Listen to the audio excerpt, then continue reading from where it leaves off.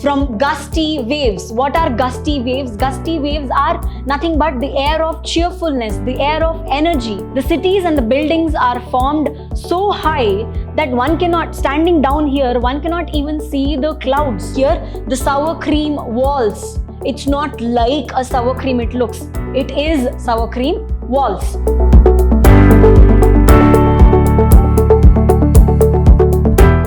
A very warm welcome to all of you to your prep school English classes.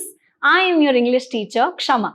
In this session today, we are going to handle with the second poem of yours, which is named as An Elementary School Classroom in a Slum. Now, this school classroom, an elementary school classroom that we are entering into today, has been painted to you by Stephen Spender. Now, what is it that Stephen Spender wants us to see inside this classroom? What is it that he wants us to understand inside this classroom? Without further ado, let's jump right in and understand, okay?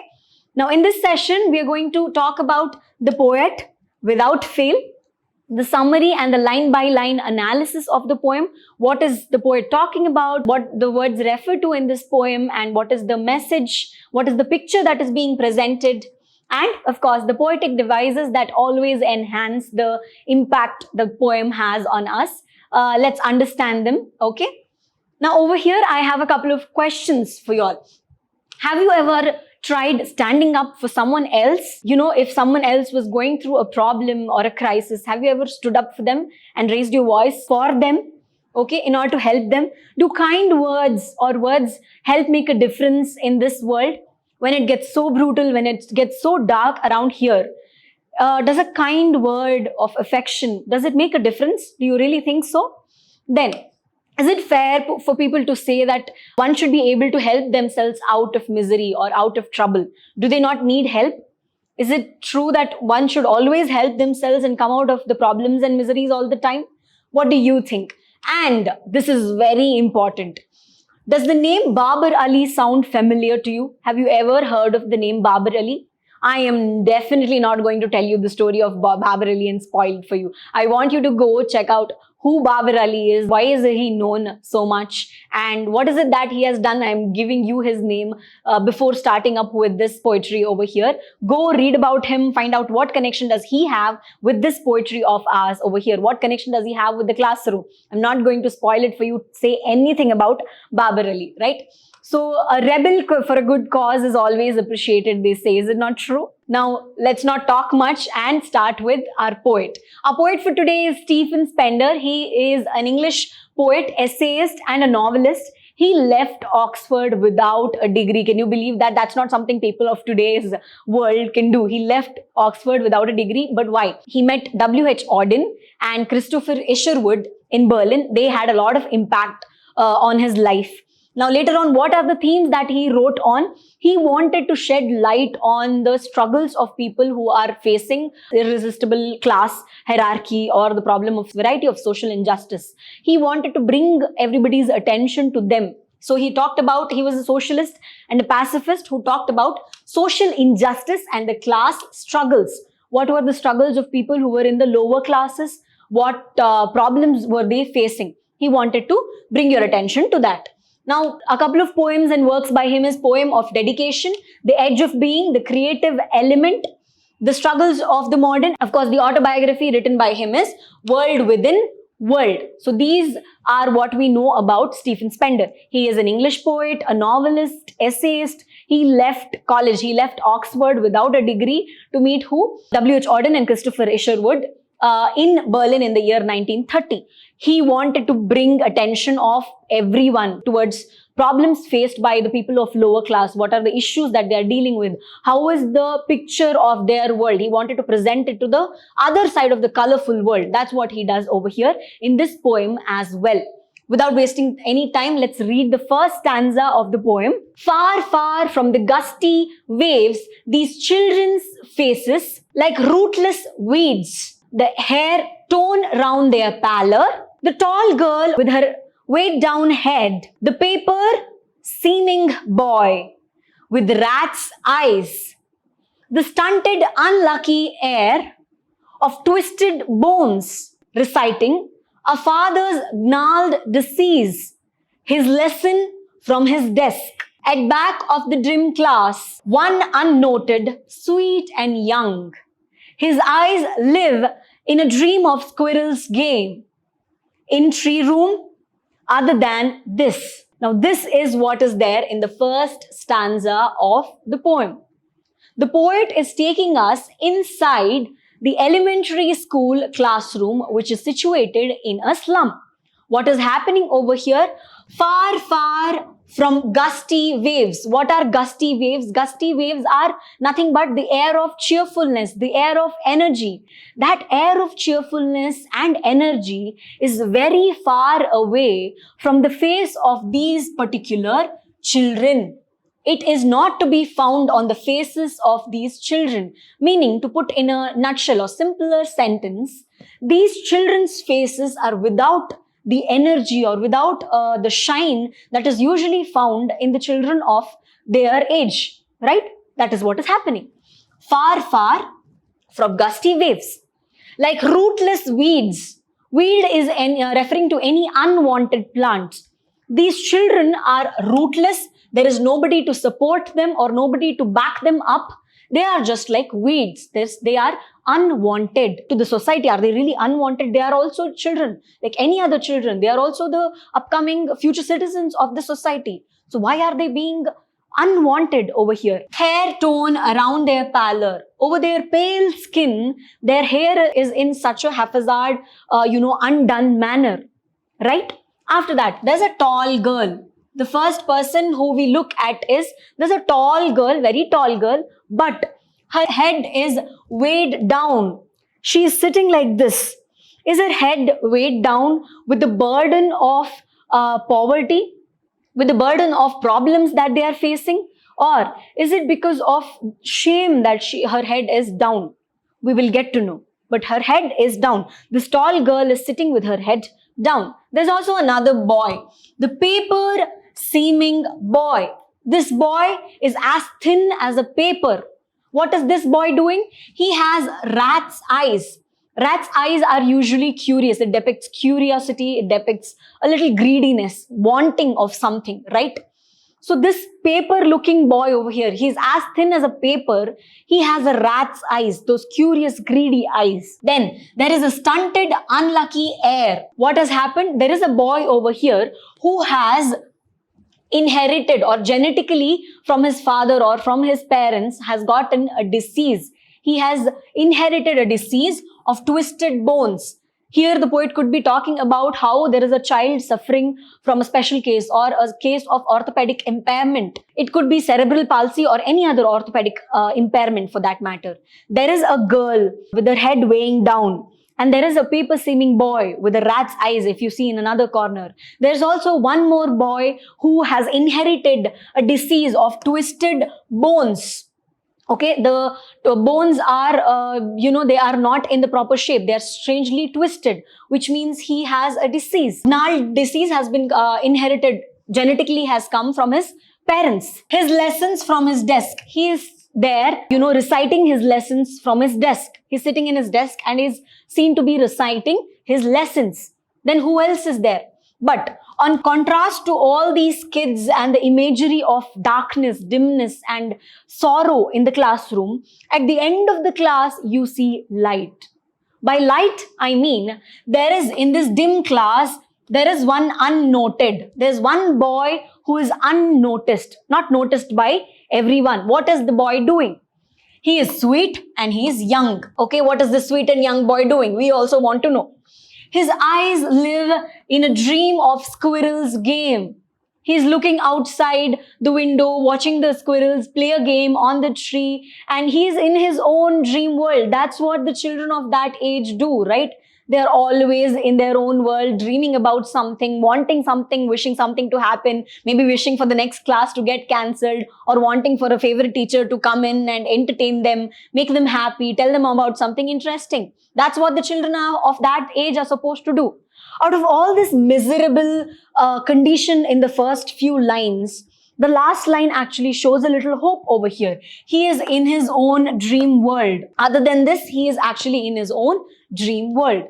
that brings a little comfort. I mean, that is as hollow as it may sound. Only that boy has his dreams still alive and not curbed. Okay, over here in this poem, moving forward, this is the basic idea of what is happening in the classroom. Moving forward, let's recap this entire stanza over here. There's no particular rhyme scheme that you see over here in this stanza, although there are a couple of words that sound similar, pallor, paper. There is no particular consistent rhyme scheme that you see over here in this stanza.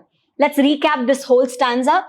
When we entered inside this classroom, there were no gusty waves. There was no air of energy on the faces of these children that are sitting inside the classroom. That's the first thing that we see. They are rootless weeds. They are unwanted, and on their pale skin there is scattered hair. Okay. After that, with the burden of poverty, there's one girl depicting this, whereas her head is weighed down. Then there is a thin, paper-looking, eager boy with rat's eyes, which also tells us that he is malnourished. And then there is a successor of disease who is seen to be suffering from an orthopedic impairment, who has gotten it from his parents. Genetically, he is suffering from a disease or a special condition. He's reciting the poem. Over here, the children are compared to the rootless weed, as you saw. That is an example for similarly. Like rootless weed. There is the line also I've given over here. That is an example for simile. Moving forward, there was metaphor.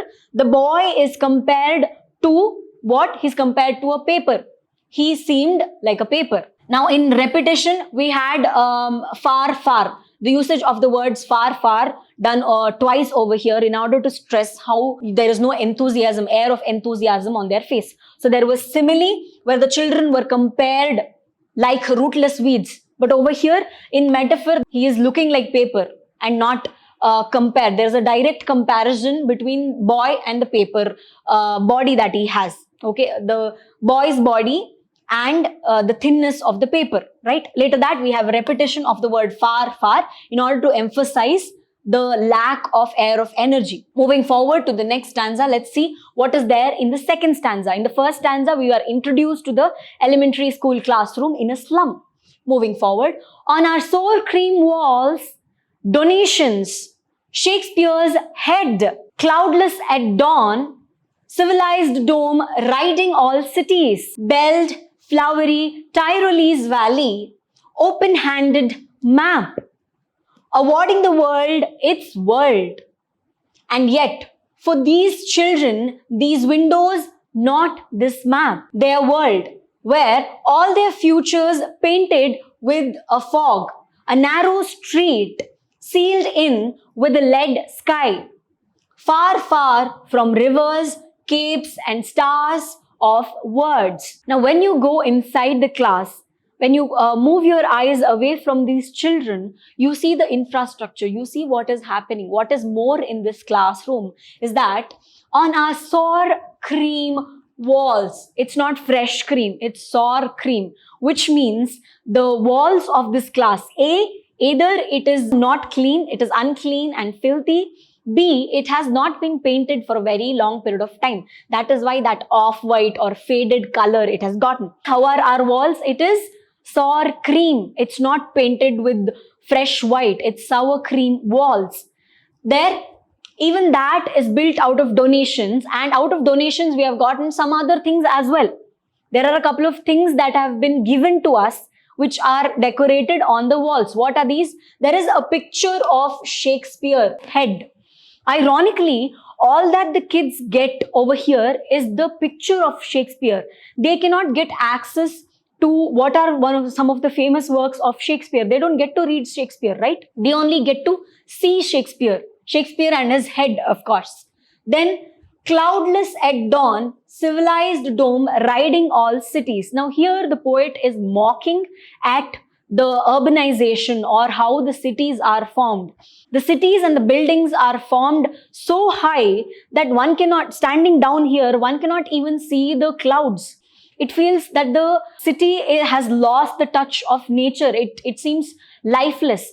Cloudless at dawn, civilized dome riding all cities. He is mocking, he's making fun of the urbanization, of creating more and more cities and moving forward, whereas you're not paying attention to the one who are suffering over here, the one who are at the backdrop of the society, who are facing a lot of problems, who need justice, who need a little help over here that they deserve, but they don't know how to demand. We need to pay attention to that as well. Belled, flowery, he's mocking at the cities. Moving forward, he says, there is a picture of Tyrolese Valley. It's a beautiful valley, okay? That valley's picture is painted with, flowers which are belled. That valley, although it is colorful, here again there is a contrasting picture of the colorful world outside the windows of these children and the monochrome world that is there for them. It's all black and white for them. No opportunity. All that you get to see is inside the window and outside the window. That's all. Nothing else. But inside the sour cream walls, what do we have? We have Shakespeare's picture. We have Tyrolese Valley's picture. Then what do we have? There is an open-handed map as well on the walls of the classroom of these children. There's an open-handed map. Although the map is open-handed, it's open, can the children really go out there and lead their lives? Will they ever be able to go out of this misery and have a life of their own, get access to that colorful world? Will that really happen? Is the question. Awarding the world its world. A map is nothing but, you are giving the world its award in the form of the world itself. It's basically you looking into the mirror and appreciating yourself. It's just a gift like that. A map over here is a reflection of the colorful world. It's like gifting yourself. Imagine how on your birthdays, will gift you that collage of your own photos, right? The entire photo collection made into one collage. That is your gift. Gifting yourself your happy moments. A map over here, as the poet calls it, it is the gift of world to the world itself, right? And yet, for these children, it's true that you who are in the colorful la-la land of yours, you are getting whatever that you want. You are in that world. We are in it. We are celebrating. We are having fun. We get to read Shakespeare. We get to visit Tyrolese Valley and touch all the belled, flowery, that are there over there. But can these children ever do that or do anything closer to this one, right? These children, the windows, not this map. All that they get to see is what is, as I told you, outside the window and inside the window, but not get access to this entire map. Although they live with us, they are not living like us or anywhere close to that. Their world, where all their futures painted with a fog. This depicts how limited is the chance or scope of them having a better future. You grow into whatever that you have access to or whatever that you get exposure to. Now, if you live in a city where there are not many companies that you see or places that you can go work to, chances are that if you don't get information that such a company exists as well or such work exists, chances are that you will do whatever the work that you get to see on a day-to-day basis. If only when you get to know, there exists something like painting or something like tap dancing somewhere else in another city, you will go there, get an access to that. If you really think you have that potential in you, you will bloom in that space. But what if, like these children, they don't know that there exists Shakespeare's work. How is Shakespeare's work? How can you enjoy it? How can you criticize it? How can you create a work of your own? You and I know. These children don't know. That shows us the limitation of their potential and their world, their success, everything. There's a limitation to it. A narrow street sealed with a lead sky. How is their world? How is their lane, the place that they live in? It is narrow. There is end of opportunities and options. It is sealed with the lead sky. It talks about the pollution and the condition of the area that they live in, right? It is so toxic, polluted, far, far from rivers. It is a slum setup that we are talking about. There's no beautiful, lustrous river that is flowing that they can enjoy, right? There's no cape, there's no star of the words. Nothing over here can be seen, nothing joyful. There's no gusty wave, there's no river, there's no cape, the star of the word, nothing good can be seen in this world over here. Although they deserve all the happiness and goodness in the world, just like any other child over here, they do not get access to it, right? Moving forward, let's have a recap of this particular stanza over here. It is unpleasant and faded. The sour cream walls that we are talking about, their walls, the walls of the classroom. Then In charity, they have gotten Shakespeare's head and Shakespeare's face, but not his works. So there's no lack of access to his work. It is knowledge that we want and not just his face, right?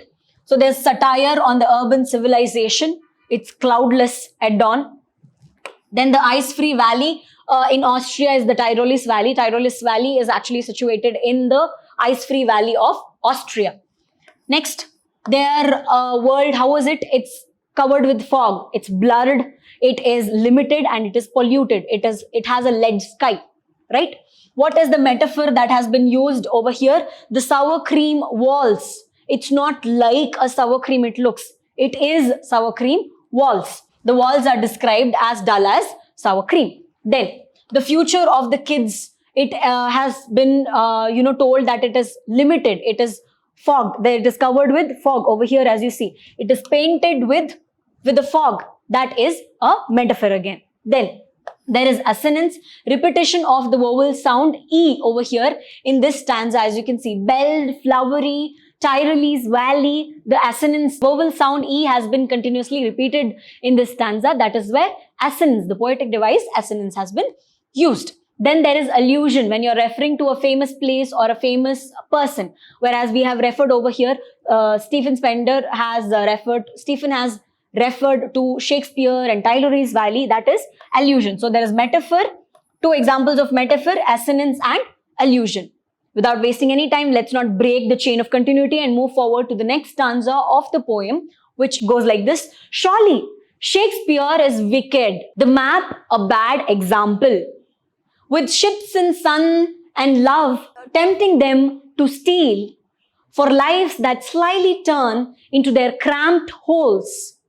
From fog to endless night, on their slag heap, these children wear skins peeped through by bones, and spectacles of steel with mended glass like bottle bits on stones. All of their time and space are foggy slum. So blot their maps with slums as big as doom. Now in this stanza over here, since they do not know the works of Shakespeare, and since they have not seen anything that is there in the map, or the map that is there, which is so colorful and does not look anything closer to theirs, it is pointless, it is meaningless for them. Of course, Shakespeare is wicked. For those who don't know his work, what is the point of having his head or having his picture in their classroom? It's pointless, it's meaningless. The map is a bad example. Our world doesn't look anything like this. So, it doesn't make sense to us. Then, there is in the world outside, there are ships, sun, love, all these nice things, right? There's a ship, there's a sun, there's love. It so happens that again, that cycle of poverty leading to, killing their dreams, but wanting all the things that are there with other people, it eventually leads to, it tempts them to get everything by force, if that is what it demands, through injustice ways. Tempting them to steal. It almost tempts them. The goodness that pops out in the world's outside, in the colorful world outside, it almost tempts them to steal and grab everything, have it to themselves as well. Do you call it fair or can you call it unfair? What will you tag it as? For lives that slowly turn into their cramped holes. Eventually, their life is going to be cunning as it may sound, sly meaning cunning. It turns towards their cramped holes. Cramped holes, here the poet is calling their houses as cramped, crumpled holes. These houses are equivalent to holes. Eventually, they will go back to their cramped holes, like rats, right? From fog to endless night. Earlier, at least, there was a little hope with our unnoted boy in the last bench of the class, being in his old dreamy world. And then there was at least hope at the end of the tunnel when there was fog. Fog can be cleared out later on, right? But is their life slowly moving towards fog, to endless night, to endless darkness? Will there be a situation where there is no hope at all? On their slag heap, these children, there are plenty of children in these places, right? In slums, you see a lot of kids, a lot of younger generation living in that places like a heap, right? There you see that these children who are living over there, they are not heavily built, hefty kids. These are kids who feel like they're wearing skins like clothes, right? Where the bones inside can actually, that is so transparent, it talks about how malnourished they are, right? They're so skinny that their bones are able to peep through their skin.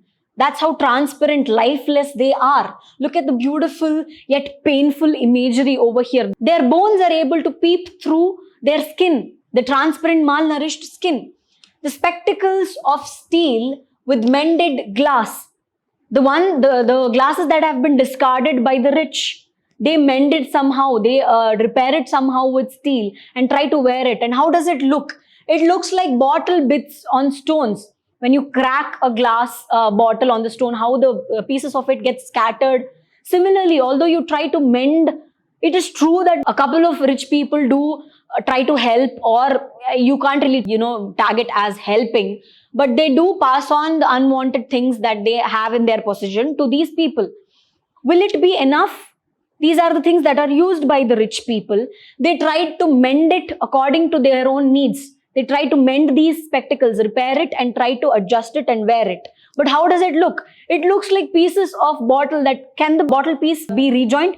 Can it be joined again and used again like a proper bottle? No, there'll still be holes in it. There'll still be cracks in it. That is how meaningless the world outside, and any bare minimum that tries to come out of this colorful world into the world of monochrome is of no use to the people who are in such grave condition, to the children who have no options, no life or no scope of happiness left for them at all. Is this enough? Is this that we call help enough for them? No, not at all. Then, all of their time and space are foggy slum. Whatever that they spend time in, whatever that they have, a place that they can call themselves, time, where do they spend all the time? It is all slum. Their home is their slum, their school, their happy place, party place, everything is the slum. Meaning, where is the exposure? They are born in the slum, live in the slum, and die in the slum. That should not be the case. Then, so blot their maps with slums as big as a dome. Then what is the point of having or pinning a map on their place, on their classroom walls, which is full of dreams, which is full of possibilities, when they cannot have access to that? Create a map for them and plot all the slums. Show them where the slum itself is. The poet is, saying this line out of frustration. This line out of frustration, he says, blot their point, all the slums in their map and give it to them as their map only. If this is what you are giving them, then blot their, map with slums and nothing but slums. Don't show them opportunities and all the colorful worlds and tempt them if there is no way that they can get to the colorful world. Don't show it to them. Don't put greed in them. Then, it is disdain. When there is lack of opportunity, they neglect everything. That they say Shakespeare is wicked, map is a bad example, right? After that, is it justified? Their condition is justified? No, not at all. That's not how any human should be living, for that matter, or even children for that matter. Cunningly, they are being confined to the slum without any exposure. They are not able to get out of this slum. Then their hope for future is turning from blur to black. It is turning from, there is some hope, then moving towards the fog, and there is no hope at all at the endless night. After that, the plight is unseen by the authorities. The rich who are discarding their spectacles, it is as though they are discarding ability to see through the difficulties of these poor people as well. That is also what the line could mean, right? Moving forward, there's a metaphor in this stanza as well, which means their holes are as small as cramped holes. There's a comparison between the cramped hole to the house that they are living in. It's almost similar to that. That's a metaphor. Then there is a simile. Their repaired spectacles. How is it looking? It looks like bottles cracked on stone. The word like has been used for comparison. Here in the metaphor, it's direct comparison. The alliteration is the repetition of the sound F over here. Sound F for from. It has been repeated a couple of times. That is an example for alliteration. Moving forward to the last stanza of the poem. I know it looks really bulky. It also has bulky messages that you are ready to take up, that you are ready to think about and act upon. You can also write a poem which would talk about how is it that the elementary school is so different from the school that you studied in, and what could have been similar. How can you bring about similarity in these two situations? What could be done about it? You can do it, right? So pay attention to every line, every detail. Do what you can do, okay? Unless governor, inspector, visitor, this map becomes their window, and these windows that shut upon their lives like catacombs, break, oh break, open till they break the town, and show the children to green fields and make their world run azure on gold sands, and let their tongues run naked into books. The white and green leaves open. History theirs whose language is the sun. Right? What is the poet doing over here in this stanza? Clearly, it is evident that the poet is trying to bring the attention, to drag the attention of the authorities who are in the position of power to make changes, quick changes for these children. He wants to bring their attention over here. Unless, only if the governor or any visitor, inspector, they come over here. If they don't come, what will happen?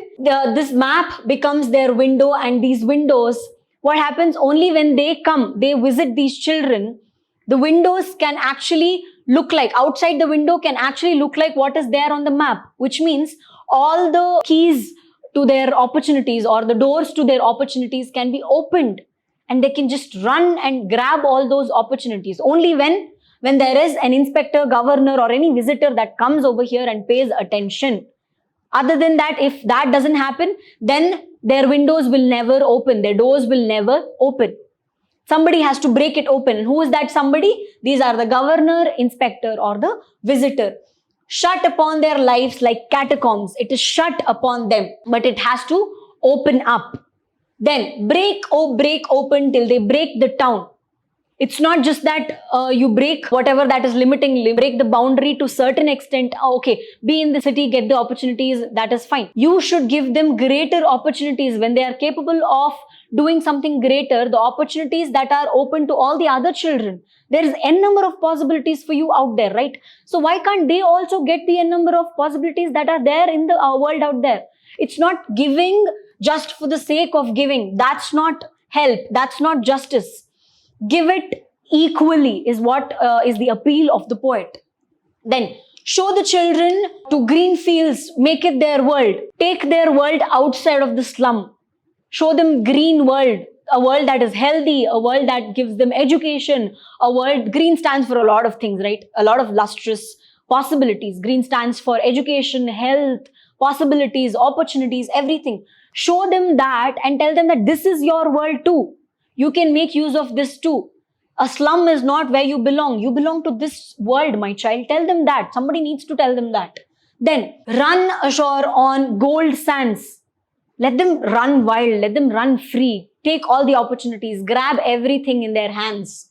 And let their tongues run naked into books with white and green leaves. Which means let them be free with whatever they want to do. If they want to write a book, if they want to do something, if they want to do farming, if they want to take up an opportunity in the companies, if they want to start writing their books, publishing literature stuff, let them do whatever they want to do. Give them an opportunity. Just give them an opportunity and see what they can do. Right? History theirs whose language is the sun. History belongs to them. They who come from nothing, they will eventually make history. You have faith in them.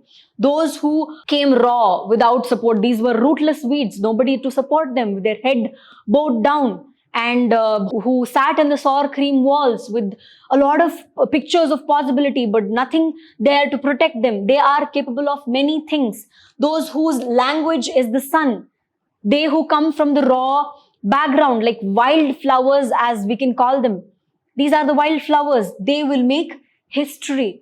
Right? Moving forward, what was there in this stanza over here?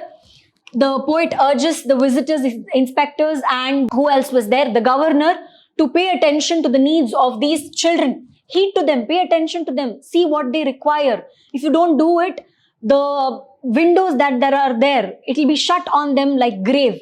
Soon, within no time, they'll be dead, right? They're born in the slum, they'll die in the slum. Catacombs are nothing but tombs. Then, bright blue in color like the sky. Over here, their world, if opened, their world will be very colorful. But if not, it will be like a grave. It will be like a tomb closed on them. Then, give them knowledge, give them inspiration, show them the nature, tell them that this is also your place. Show them optimism and give them power. All you have to do is don't give them little things, show them little paths. Give them knowledge. Knowledge is a powerful tool. Thereby, you also give him or her inspiration. With knowledge comes inspiration. Then there is optimism, a hope for the future. Fill in a lot of hope in them. Okay, that is how one can help these children, and not just by throwing some money on them. That's not helping. Show them the path of knowledge, optimism, hope, and the potentials of themselves. Bring that light in them and they will help themselves. They will create history. Those whose language is the sun. Those who, grew up playing under the sun. Those who were all together, united under the sun. They will create history without any barriers, right? So the metaphor over here is the books and nature are compared as leaves of green and white, the poet says. That is nothing but the comparison for give them books and let them come into the contact with real nature. Then, what is the anaphora that has been used over here? Over here, you saw run, the word run 2 times in this stanza, right? So that is the repetition of the same word twice over here is an example for anaphora. We have talked about this poetic device, I am assuming. Anaphora is the repetition of the same word twice or thrice or more times. Use of repeated words in 2 or 3 consecutive lines is called as anaphora. That is the poetic device. And this stanza over here, we saw the word run, which has been used twice. Moving forward, what was there in this poem? There was so much. There were so many pictures, imagery, a lot of message. First stanza talked about what is happening inside an elementary classroom. Okay, how these children are there without any energy, without gusty waves on their faces. There is a tall girl with weighed down head, with a burden of poverty and shame that is surrounding her. There's a paper thin boy who is looking as thin as a paper but has rat's eyes. Then there is also another guy who has, an orthopedic impairment. He has twisted bones, who has inherited this disease. They're all malnourished. But at the end of the class, we see that there is a boy in his own world of dream, which shows us there could be some, hope of change over here in this. That is what the first stanza talks about. And in the second stanza, we see that on their walls, on their sour cream walls, we see, pictures of possibilities, what the world outside is, which they cannot have the access to. The poet gets frustrated and also throws some satires on urbanization and the colorful world that is there outside. But unless a visitor, governor, or any inspector comes inside and tries to help them, with helping, the poet means give them inspiration, give them knowledge, show them the possibilities that they have. Tell them that the world outside, the colorful nature is also theirs. And once when you give the opportunity, see what they can do. Unless it is done, the world will be closed on them and they will be born, living and will die in the same slum that they belong to. Let it not happen. Let them also be a part of this world that they are born into. It is theirs also as much as it is ours, right? So they should also be given the opportunities, what the poet talks about. So we went inside the classroom and we were with the rootless weeds. Then there was a world of colors contrasted with the world of monochrome. There is unnoticed disdain. The world outside is of no use. It is meaningless to them unless they also can have access to it. There's no point of studying about it or looking at it if you cannot go there. What is the point of it? Then, at the end, the poet is urging the officials to heed, to pay attention and bring about change. And when he means change, something that will make a difference and not just some random helping and throwing of some money. That's not the change. He wants it.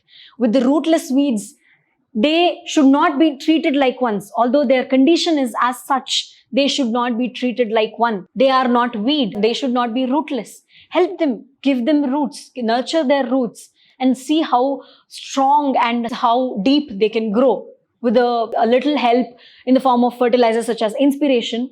they will grow and reach heights. Tell me what you felt about this poem. I'm sure you had your own experience and deep meanings, takeaways out of this poem. I appreciate if you have such. Talk to me about it, let me know about it, and write your own poems. Bring it to me. I'll be the happiest to read it and appreciate it. On that note, I'll see you all in the next class. Have fun. Thank you.